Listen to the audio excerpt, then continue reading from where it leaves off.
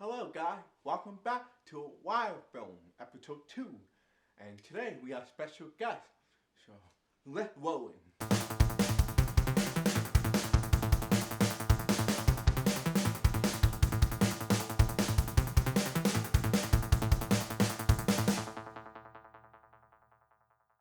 Hello guys, welcome to a WILDFilm. Thank you for another episode you're watching this show. If you did not see the last episode, please check it out. There's a lot about myself, who I am, and you understand why I stein. And I got a special guest here. His name is Ben. We used to work together for a couple of years ago at the movie theater, and you left for a couple months to do a lot of film. I know you learned a lot of. You're a filmmaker, and you do make some music, and you direct some movie, and you do basically everything. I mean, like, everything. Tell me about yourself. Yeah, so I'm Ben, or wait, B-E-N-N. My mom was a deaf interpreter a long time ago, so I know the absolute basics. I can ask for more cookies, I understand. That's about it. But yeah, I'm a filmmaker by trade. I went to school for applied media arts with a concentration in cinema, and then after college, I spent a couple years just kind of learning the ropes of the festival track, the freelance world. As Christian already said, we met working at a movie theater. I was kind of freelancing part-time and then working part-time to give myself kind of the freedom to produce short films. And then I made my first feature. I shot my first feature back in 2018, which is coming out next month, February 17th at the Austin Revolution Film Festival. And currently I freelance full-time and I make my living making movies. How did that start? Like when you became, part-time movie theater, all that. Like, where that hit you realize that you are become a filmmaker?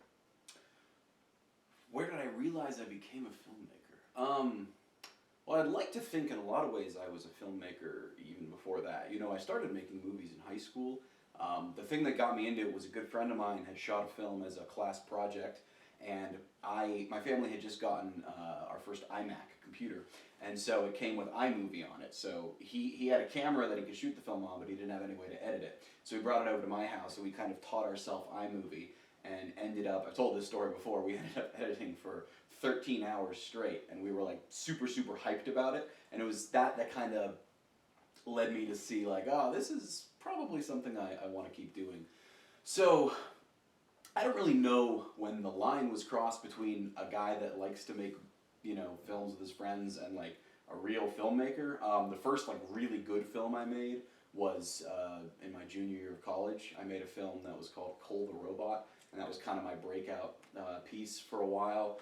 And then, so you can measure it by that. Like, I became a filmmaker when I made my first good film, or you could measure it by, when I started making my full-time living from it, which would be, a couple years ago. So I don't know. There's no clear line of demarcation, but I've been, playing with the camera and editing programs and trying to tell stories since I was about 14. So it's like making like your hobby. That you wasn't trying to think like, oh, filmmaker is my major. You're just doing this for fun. Is this or? I mean, in high school I was definitely doing it for fun, but as I started getting towards college, I realized, it was not only fun for me, it was something I actually felt I, was good at. Okay. And, I don't want to quote the Joker as a positive, but, when you're good at something, never do it for free. So, yeah, I mean, it also, like, it's hard to say, because when people say, I'm a filmmaker, there are a lot of people who just kind of do that as a hobby, or there are a lot of people who are pursuing that more in, like, a someday role, like I'm doing this on the side, but I have, there's so many ways you can approach it, and like freelancing is just a way to make a living doing that full time. If there was a 9-to-5 job that was like you show up and you work on, it's the way the industry's built. It's even if you're not freelancing doing small advertising work and stuff like I do, even if you work in the industry, if you're, working on sets in production, you're still working kind of different and weird schedules as opposed to regular 9 to 5. So I don't think you would call somebody who worked PA on like production jobs or worked like in the various production offices around Pittsburgh and stuff. I don't think you would call that hobbyist just because it's kind of off and on. Yeah, you know, yeah, like I think it's just it's an unconventional profession in a society that is used to thinking of a profession as a 9 to 5, Monday to Friday kind of thing. Right. You know. Yeah, I mean, it makes sense because when I was studying in school, I mean, like, for example, I went to community college for just for like 3 years each semester. But like for me, it was a lot different, a lot of experience, a lot of struggle for me because like I'm deaf and like a lot of especially like some professors like look at me like, oh no, you can't, you can't do it. I'm like, no, it's not what I'm here. So I'm glad that I stood up and fight it. And then when I got that job at the movie theater, and one of the manager, he told me that there was one filmmaker, and I was like, oh, it's blown my mind because I wanna ask you like a couple of questions. Because at that time I was a kid, I was like a high school kid. I was like, maybe I'm going a little too high for like thing. But what school you go to? Like I went to Edinburgh University of Pennsylvania, which I don't know if they just did like a merger thing with a couple other schools. So I think they're still called Edinburgh campus, but I think they said they're called Penn West now. Okay. I don't know. I like time change. And yeah, but when I graduated, it was Edinburgh University of Pennsylvania. Did you ever go to Point Park? I did not go to Point Park. I've worked with a lot of Point Park kids. I've been on Point Park sets. My mentor from college, the guy that taught me, ended up leaving Edinburgh and going to Point Park, so he teaches there now. Okay. So no, I never went to Point Park though. That's cool, man. No. I want to go there so badly. Here's the funny thing, like. There are definitely times where I would visit Point Park sets and I would be jealous because it's like a 20, 30 person, crew because they got the whole class there. They got these crazy Zeiss lenses and these wild equipment and stuff. But I think the advantage that I was given at a place like Edinburgh, where all we had was like, a crappy Nikon Zoom field recorder and like 2 of your buddies, is when you leave Point Park, you're kicked out on the street, you don't have access to all those resources anymore. All you have is the Zoom, the field recorder, and stuff, So, I mean, like, nothing against, like, I don't know, that just feels like, in some ways I was given an advantage because I was taught how to make films with almost no resources. And then as I've grown and gained access to resources, I'm able to build outwards. Whereas I feel like, I'd feel bad if, like, that's the standard I was used to, and then I jumped out on the street and I had none of that, and I had to start from scratch, But man, Point Park kids, you graduate, your demo reel looks so good. It looks so good. Oh man, I still got a scholarship. I just never had a chance to, apply to school. Sure. I'm gonna take a little break and experience out there. Freelance. I understand. During pandemic, during COVID, things happen. Hard to find a job and everything. I mean, like right now, but. So, when you left the part-time, were you like struggling or you found the path to, earn it? The reason I was doing the part-time job is the part of freelancing that I found the least fun and the most exhausting was just chasing down clients.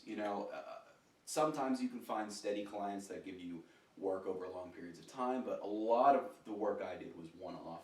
Just you do one video, you're done with these kinds of things. So what the part-time job gave me was kind of, even though it wasn't much income, it gave me like enough of a steady stream that if I went a month, where I didn't book any big jobs, I was okay financially, and I only had to book a certain amount to more than make ends meet.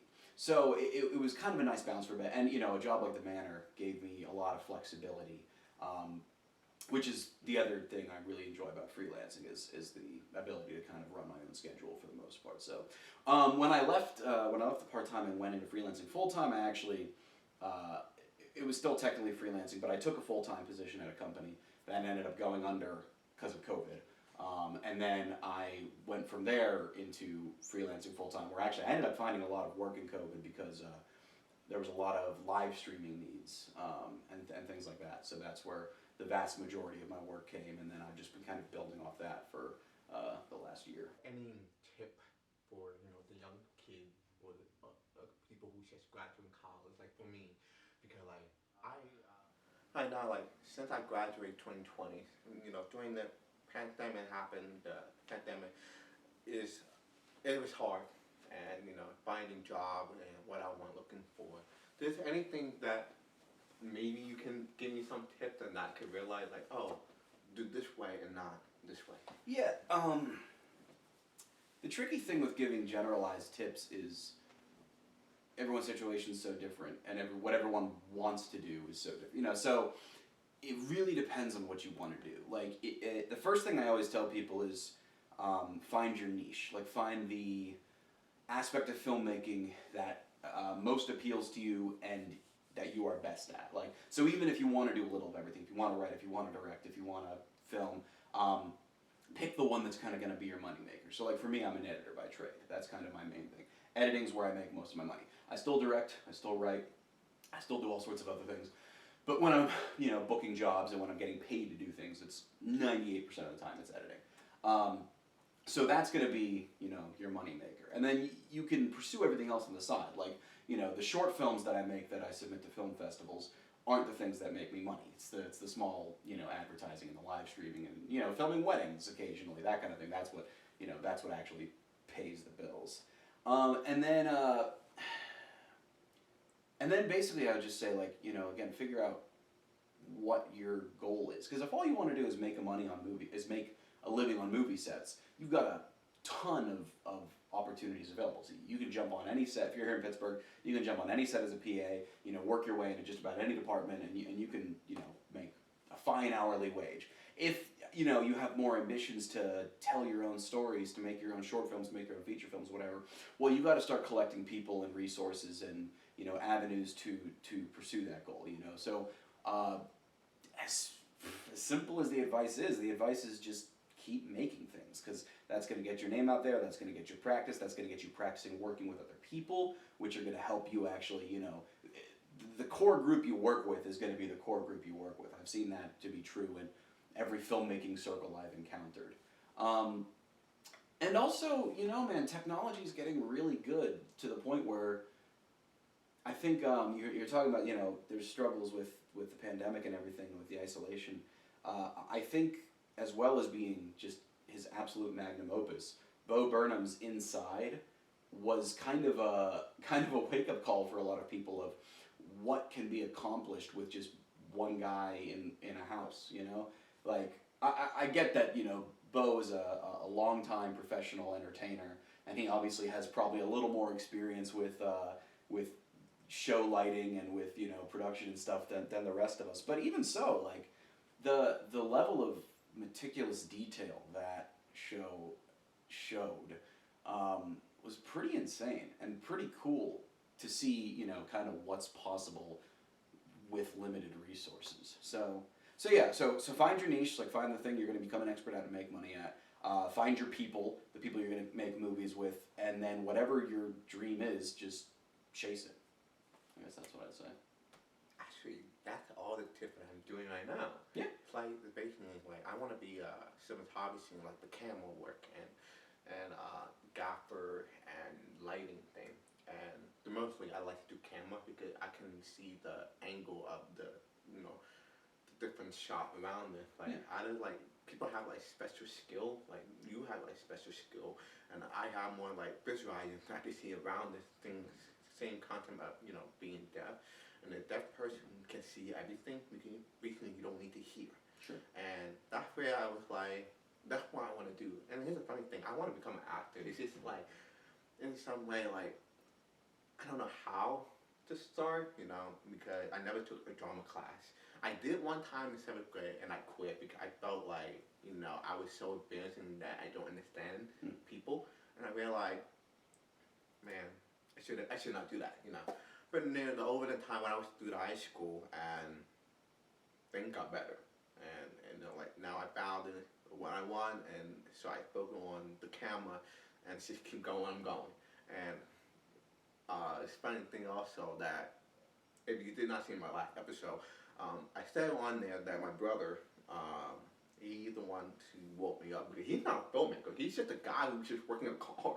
And he came up to me like, hey, I know you're looking for a job. I know it's hard, but look, you're a creator, and it's different because you gotta show people from a lot of social media. You gotta show, like you want to make something. You gotta like go come up and face to people like, hey, let me take a picture or something. Yeah.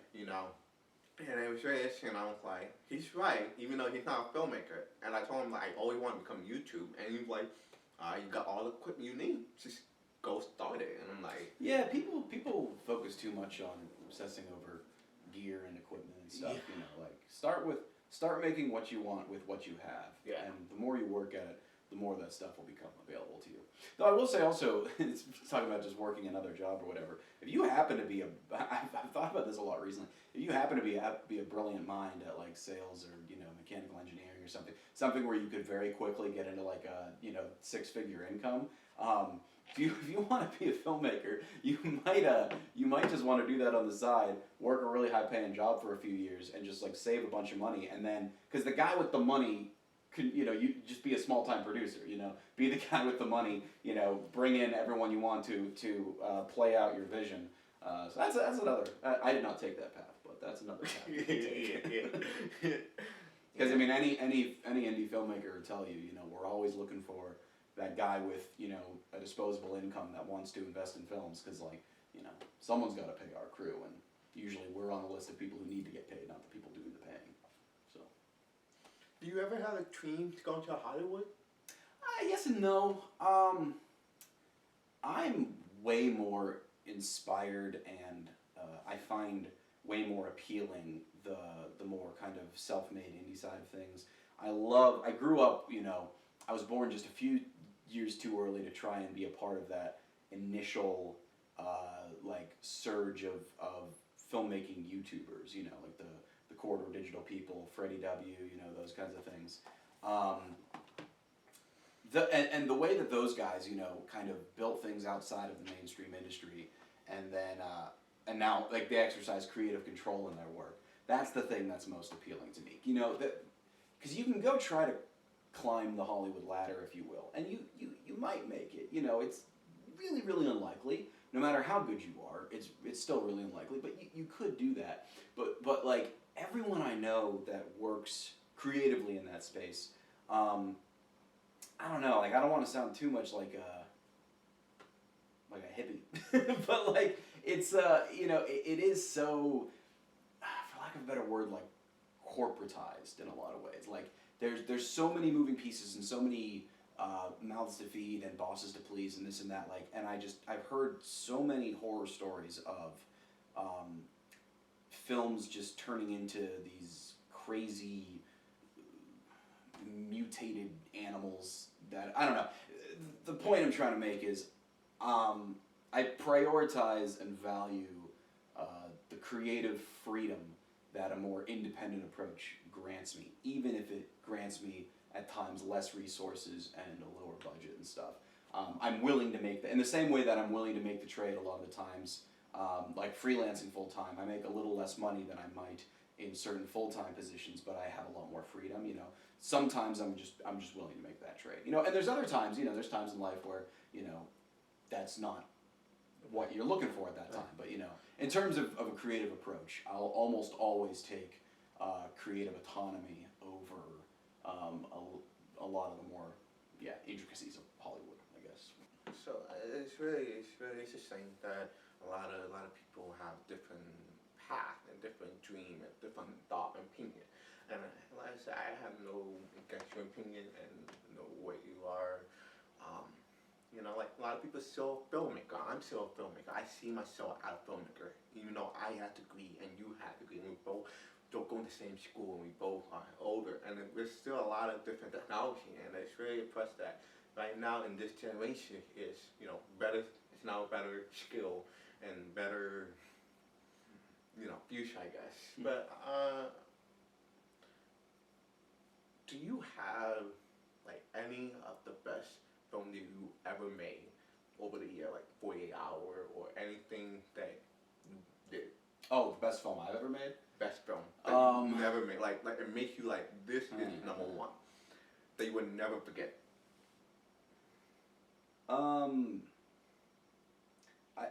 I'm going back and forth between two actually. One is actually the one I mentioned earlier, the Cole the Robot.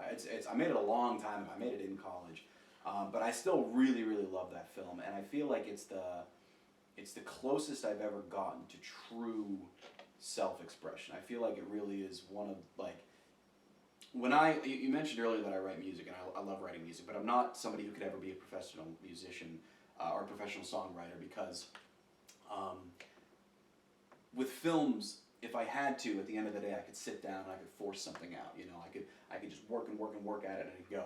Whereas with music, I can't write a darn thing until like inspiration strikes. You know, I'm just a vessel for inspiration for that, and I hate that because I hate not being able to control it. I hate having Cole was a movie that really came to me in the way songs do, in a very kind of inspiration heavy. Like that film just came out of me, and I'm still very very happy with that. And I'm always kind of chasing that feeling of something just popping into my head fully formed.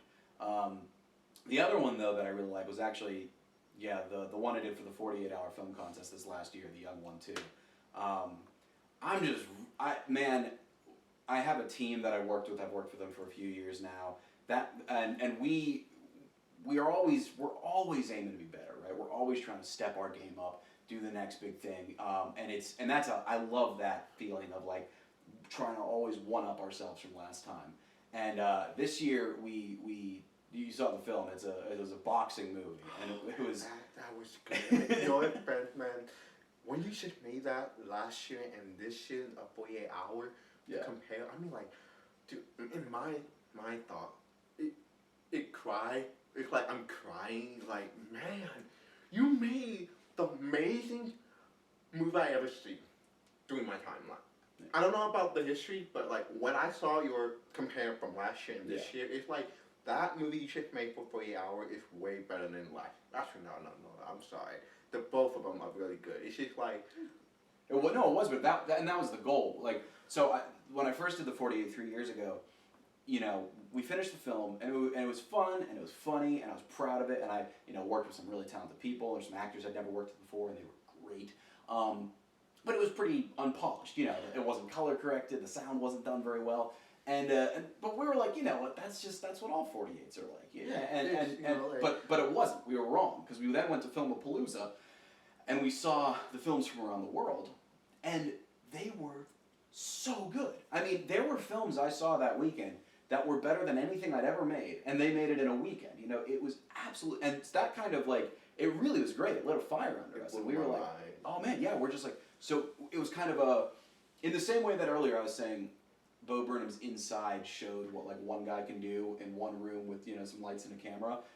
Watching those films really showed, oh wow, like what you can actually accomplish in 48 hours.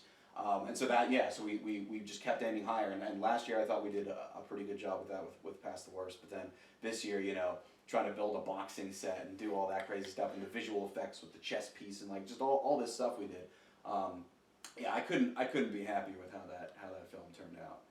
So I think if I had to pick, a favorite, it's that one or Cole or something, for different reasons, but man, that one was fun. It was amazing. Like I said, you did good, man.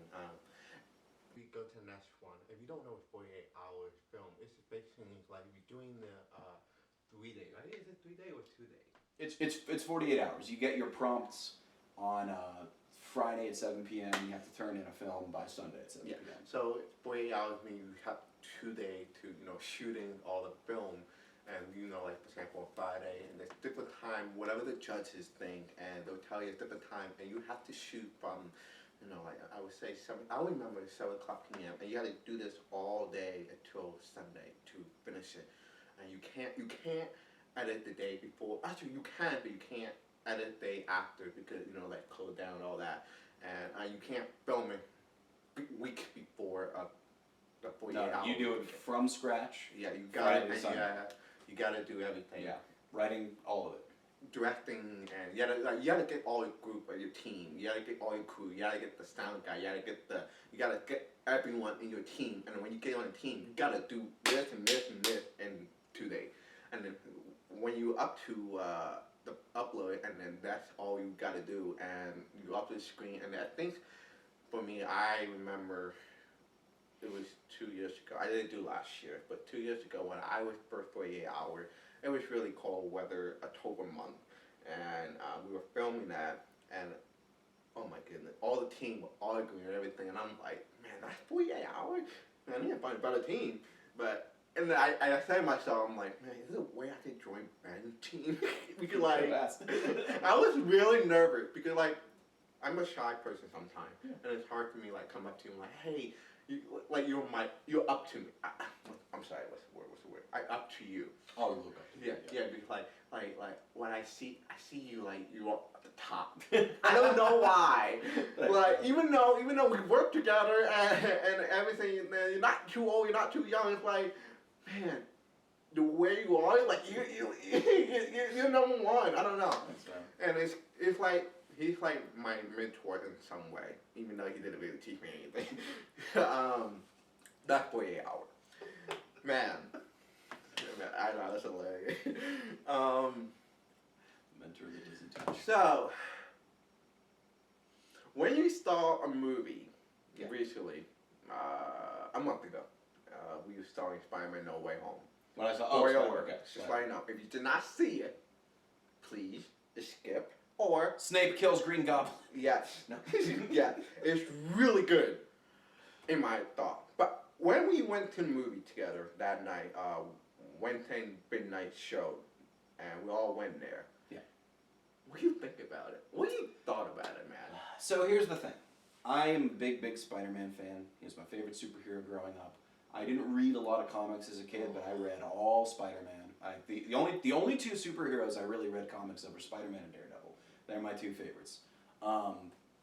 And so when I go see a Spider-Man movie, there's kind of two halves of my brain. There's the fanboy, I love Spider-Man no matter what part of my brain, and then there's the I'm objectively watching a movie filmmaker side of my brain. So like when I saw The Amazing Spider-Man 2, you know, the Spider-Man fanboy part of my brain had a pretty good time in that movie. And then I left that movie, and the filmmaker part of my brain said, wow, that's one of the worst superhero movies ever made. That was terrible, kind of thing. It was. However, so you know, going into No Way Home, I kind of knew that the fanboy half of my brain might be overpowering the objective filmmaker part of my brain just because of all the Spider-Man, the villains, and the past movies and everything. But I went and saw it a couple more times, and on the second or third watch, I tried to watch it as objectively as possible. And I think it's almost perfect. I loved that movie. I thought it was an absolute blast. I have almost no complaints or critiques about it. There's like, if you want to be nitpicky, like there's some like CG that's not very good, or there's like, you know, little things like that, but like, for like a big blockbuster superhero movie, man, I don't know what more you could want. It was a blast. It was so fun. There's nothing wrong about that movie. No, I had such a good time. They get everything we want. Yeah, it's cinematically well made. All the characters kind of play off each other well. It's thematically really good. I think it understands the character really well, and it uses, again, spoilers, the interactions of the various versions of them. And again, if you are a fanboy like me, I got to see Spider-Man and Daredevil on screen together. Right? Like that's my dream come true. That's the only thing I've ever wanted to see. You know. And again, like if you want, you can find problems with it. Again, like some of the CG was iffy in places, or you know, Electro didn't know Spider-Man's secret identity, so why'd he get dressed? Like you can if you want, but like why would you want to, man? It's fun. It's just a fun movie. I loved it. I saw it like 4 times. It was great. So, I haven't had that much fun in a superhero movie in I don't even know how long, man. Like it was great. You know what a lot of people are gonna ask. You ready? Who's your favorite Spider-Man? Who's my favorite Spider-Man?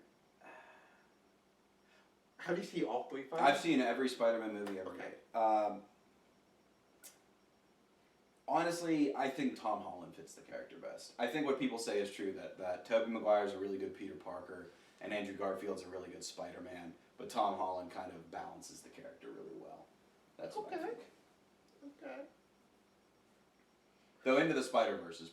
I can't decide if Into the Spider-Verse or No Way Home is my favorite Spider-Man movie, because they both... You know, people like talk about, you know, what's the best Spider-Man movie, and it's sometimes hard to compare because, like, you know, it's hard to compare, like, Avengers Endgame to Iron Man 1, because Avengers Endgame isn't standing alone, it's building upon 22 movies. In the same way that Spider-Man No Way Home is building upon all the Spider-Man movies. So is it better than most of them? Yeah, but the others weren't capable of being that good because they didn't have as much to build off of. They didn't have as big a foundation as that one starts with. So it's hard to compare, but yeah, I got no complaints. It was great. It is hard. Yeah, you're right. For me, out of the three favorite Spider-Man, let's say this.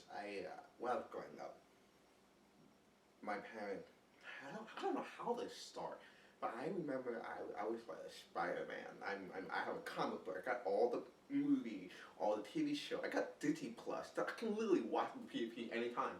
But like, there are invisible that I agree with a fan, and I also agree with you. Like, for example, I can't say who's the best Spider-Man because they're all good. Yeah. But they all have invisible character. Some they have, like for example, Andrew. A lot of people said that he's the. I don't want to say the word is because this is the young kid, but he's the player. Oh, like he was too pretty to be Spider-Man. They were saying basically. Spider-Man's supposed to be an awkward nerd, and Andrew Garfield is this gorgeous human being. Yeah, I don't want to say that, but. Friendly YouTube thing. Yeah. And there's also a Spider-Man that Tom Holland, he is perfect for the age. He does look younger. He does, he is a nerd. He do a lot of hype. I mean, because I see the first Spider-Man, I'm sorry, it's like very confused because Toby, he don't talk himself in this movie. Mm-hmm. And because in the comic book and all the TV shows, he normally talk himself like make a joke, like, oh, you can't fight me, you can't do this, and he's talking to us. So yeah, Spidey's a wisecrack. Yeah. So it's like Toby don't have that, but he does have the good Peter Parker. Yeah. Andrew is a good fighting. Yeah. Part. Tom Holland does have mostly all of them, plus he have the good voice. I don't know how to say this, but like each physical. He's very youthful sounding. Exactly. Tobey Maguire was supposed to be in high school in that first movie, and no one looked like they were in high school. Tom Holland, you believe he's a kid. Yeah. But seeing them on screen together was a blast because I feel like they really did. They all brought out the best in each other in a lot of ways, and it's the idea of them being able to come back for future projects now is really exciting. Andrew Garfield is, for all the crap I'll very rightly give Amazing Spider-Man 2. The funniest thing about this movie is the first one. The first one's fine. Yeah, the first one was fine. The second one, but that's the thing is like after this movie, everyone was like Andrew Garfield movies were actually good. Like no, they weren't. Like he was great. It wasn't his fault they were bad, but the second one was really bad. But Andrew Garfield is probably like the best actor of the three of them. Like he's a phenomenal actor. So the idea of getting to see him in like a better put together, maybe they implied that his Spider-Man went down a bit of a darker path after we met him. Yeah. So I want to see that movie, or like somebody was joking like Old Man Logan kind of movie with Tobey Maguire. Like that'd be great. I want all these movies, man. Give me more Spider-Man. It'd be fun. Did you ever heard of any rumor? No. Because I've heard Andrew Garfield might be coming back for something, or they're talking about maybe like that Doctor Strange movie because it's all the multiverse. Toby might show up in that. Well, because Sam Raimi's making that one, so I think that's. I get it, but like it does not make sense because it's after No Way Home basically, and. Well, yeah, but I think the multiverse. I don't know what the plot of that movie is, but it's called Multiverse of Madness, so it wouldn't surprise me if they start hopping from universe to universe. If he did, make sure to make it make sense, in the story. Do you think that Andrew is going to be in Amazing Spider-Man 3 again? Do I think they're going to make it Amazing? Or Venom? Maybe they could. Like, Sony still owns him, right? So that might be like, from Sony's perspective, that might actually be a smart move. If they make Amazing Spider-Man 3... with Andrew, then they're not messing with the MCU, and they can leave Tom Holland there and let them do whatever they want with him. And they gotta get to have their cake and eat it too. They get their own Spider-Man that can fight their version because they're doing Sinister Six, so they can have him fight that one, and then Tom Holland can be over on the MCU, and they can be making all that money from him. And the MCU still wins because they still get to keep Spider-Man in their universe. The ending of No Way Home kind of felt like they were wiping the slate clean in case Tom was gonna go back to Sony, So I don't know.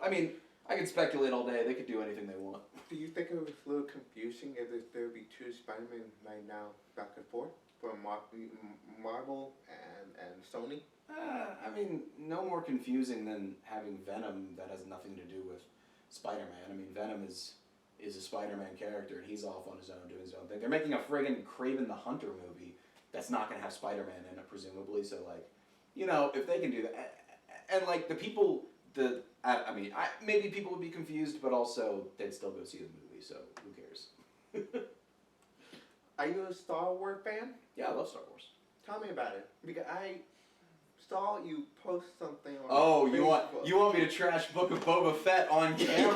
Oh, is that what we want? Okay, here we go. You want to? Okay. So, so I am also a Boba Fett fanboy. I used to read the books and the comics, the old expanded universe. I knew more about the now what is known as the Legends continuity of Star Wars than I do about world history. I just retain fictional information better. I don't know why. So I've been very much an Ebenezer Scrooge to a lot of the new Star Wars stuff. I am one of the only people I know that really liked Last Jedi. I know most people who hate the new Star Wars hate Last Jedi. I loved Last Jedi. I thought Rise of Skywalker was terrible. And I've been kind of hot and cold on The Mandalorian. I like a lot about The Mandalorian. I love the production design. I think the actual filmmaking methods they used to make it is awesome. I thought it had some fun ideas and some fun episodes. Season 2 was a lot stronger than Season 1. Baby Yoda was great, you know. But I was really excited. But I was really excited for the Book of Boba Fett to be, you know, good, and it's not. I think it's actually quite bad, and I'm very sad about that because. What? I mean, what do you want me to say about it? It's not good. Get angry, like.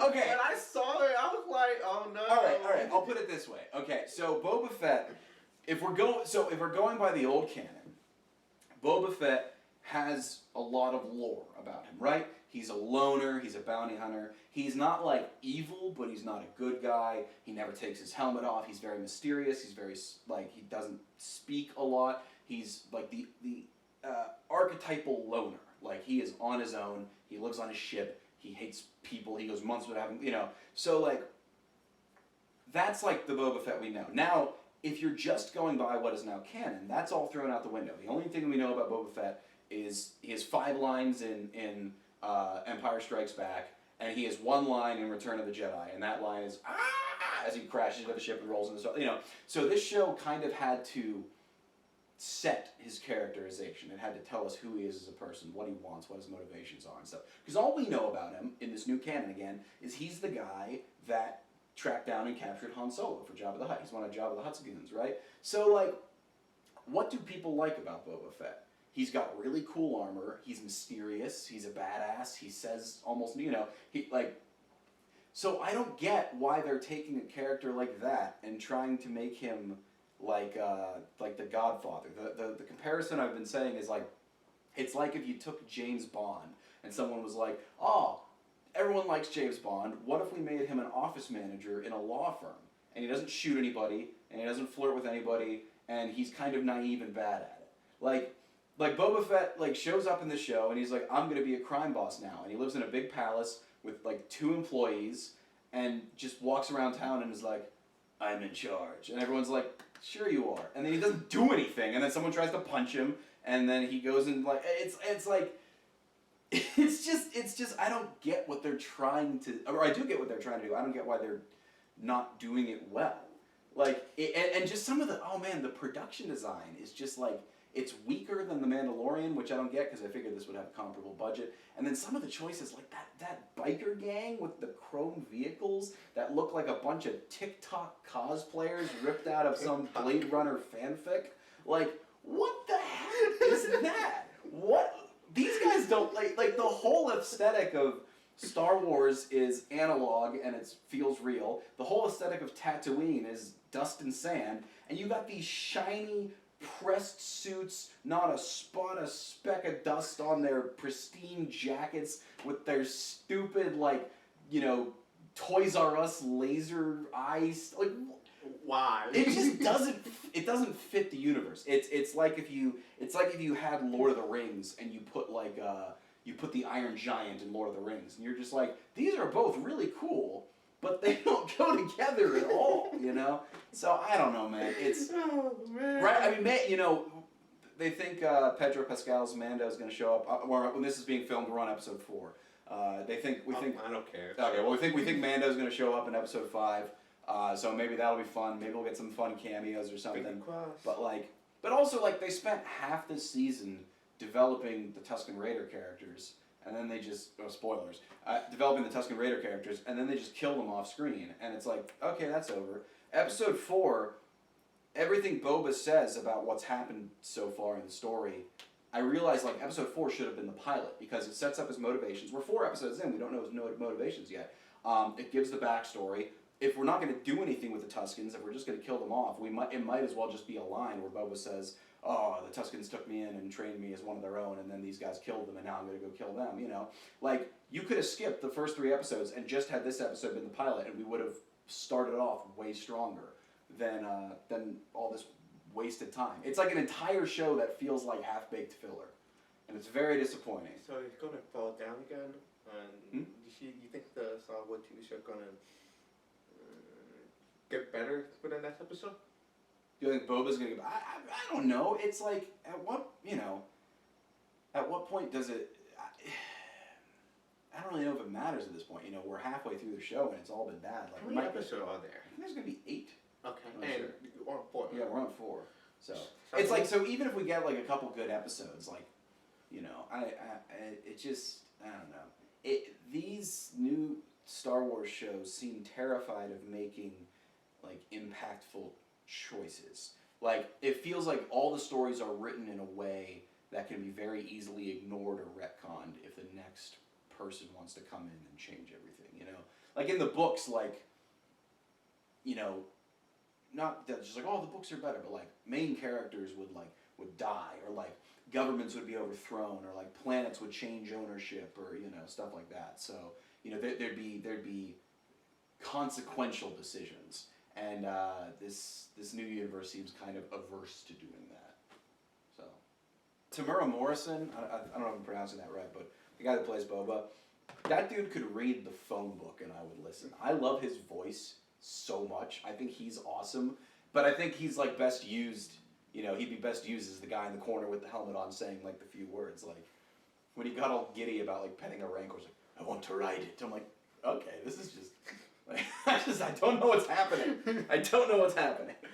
Well, I hope they should be at least got to point the story and get better. Yeah, I hope so too, and I hope it doesn't, because it seems to be pretty poorly received overall, and I hope that doesn't dissuade Disney from using Boba Fett might not be a character that's best utilized as a lead in a show. He might be best showing up for a few episodes in the Ahsoka show or the Mandalorian. That might be the best way to use him, and just keep him around in the universe. But I don't know. Yeah, what are you gonna take out? Well, it feels like the Mandalorian, the show, was designed as a Boba Fett show. He's very silent. He never takes off his helmet. He's a man of few words. It's no one never know what he looked like. In The Mandalorian? Yeah. You see him in season 2, but in season 1 you never see his face. So that's not the same person at all, right? No, it's not the same person. Okay, I wasn't sure because the way they dressed up, I was like, yeah, it's the same kind of armor. But that's what I'm saying. It feels like The Mandalorian was designed as a Boba Fett show, and then they said we're not going to use Boba Fett for it. It's going to be a new guy. So now that they're making a Boba Fett show, they're like, well, we can't just do the same thing, and we used all his characterization for Pedro Pascal's Mandalorian. So now we got to make Boba do a new thing, and now Boba is a very weirdly naive crime boss for no reason, with 6 employees, 4 of whom are friggin'. You think it's a different director? They're good directors. Friggin' Robert Rodriguez directed 2 of those episodes. I love him. I mean, he might be to blame for those doofy style choices because Rodriguez just likes fun pop and color, which often is great. The Spy Kids movies are a blast, but it feels like it just there's good directors making the show. I think Dave Filoni wrote and directed one of the episodes coming up, so they got good Star Wars minds behind it. I mean, Rodriguez directed the episode of The Mandalorian where Boba Fett showed up, I think, in season 2. And that one was a lot of fun. So, no, the directing, yeah, I don't know. It's Should I watch the movie? Should I watch the Star Wars? if you want, if you're into Star Wars. I don't know. I'm not. I would say no. Yeah. I'm probably not gonna understand those stories, but It's not complicated. That's another thing. It's very simplistic. Like, there's something people, in like the Marvel shows, everyone's always speculating about the next twist. None of that in these shows. They're very, very simple, very straightforward. So, well, I hope you'll be happy in the next few episodes. People will think of it on Facebook and be like, or anything.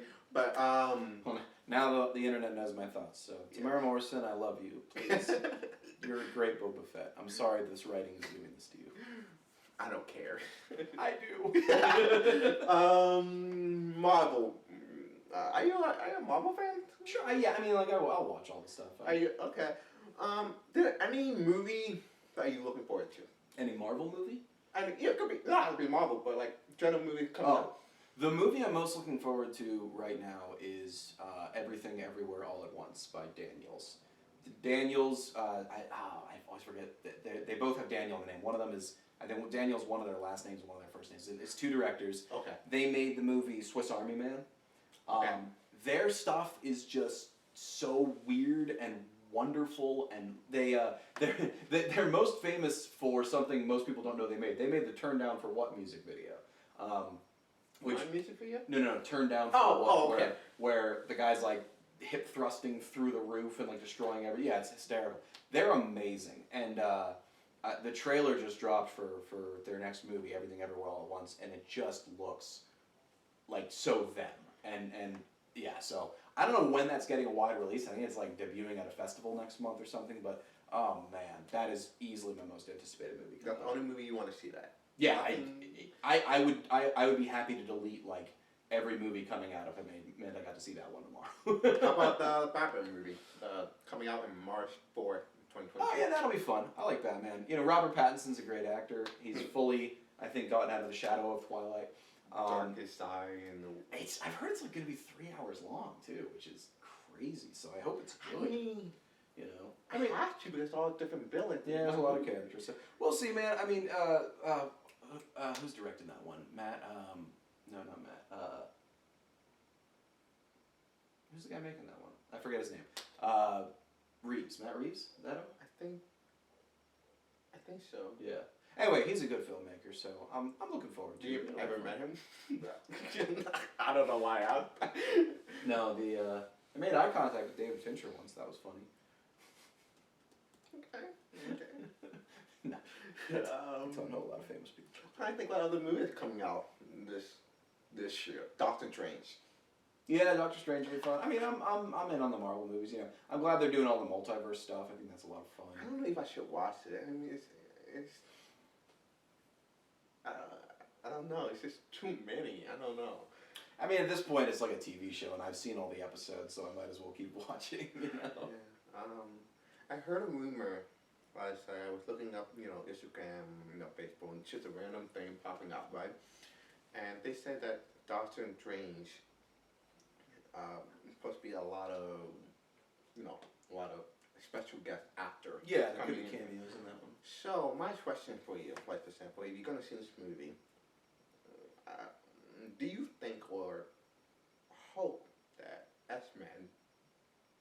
Oh yeah, I mean, it makes get sense, in that right? movie. Like that's like that'd be a fun way to introduce them to the MCU now that they own Fox.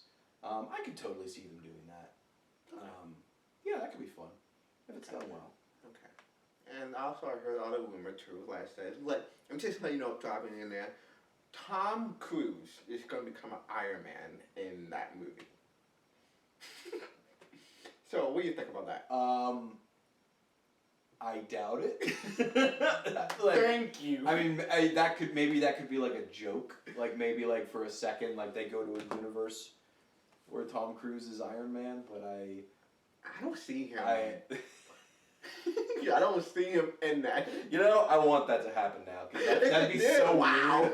That'd be so weird and strange and kind of hilarious. It's like, for example, like Ned, he was doing a little magical. Yeah, and then Tom Cruise Iron Man. And you see the Tom Cruise saying like, "Who are you?" And he's like, "Oh shoot!" And he go back to normal. Everything you be like back to. Yeah, I'd be on board with that. That'd be really fun. Okay. I mean, if they did, let me know because wow. I think that's so far right now. I'm trying to think in a lot of things. Is there anything that you'd like to tell us about? Yeah, like I said, my feature film debuts at the Austin Revolution Film Festival on. Ooh, excuse me. I'm going to take that back. Cut the way I just said that. My feature film, Galatea, debuts at the Austin Revolution Film Festival on February 17th. So if you're in Austin or near Austin or want to visit Austin, it's a great festival. There's going to be a lot of great movies. Mine is only one of many. And then it'll be coming elsewhere later in the spring, and hopefully I'll be able to announce more about that soon. But if you want to keep up with me, I can give Christian my links to put in the description. My website is benty.com, Bennty. And if you follow my socials, I'm most active on Instagram. You can watch all my updates there. I will always be posting when things are happening. So. Do you like people to follow you on Instagram or anything? Yeah. Again, Instagram's probably where I'm most active. So if you're on Facebook, I've got my production company has a do that. Yeah, I say no one uses Facebook anymore. So I've got pages there if people need them. But my website is where all my stuff lives, and like I said, my Instagram's probably where I'm the most active. So. Oh, I also heard before we close this, a while back you were doing a musical thing at New York. Oh yeah! Buy my records.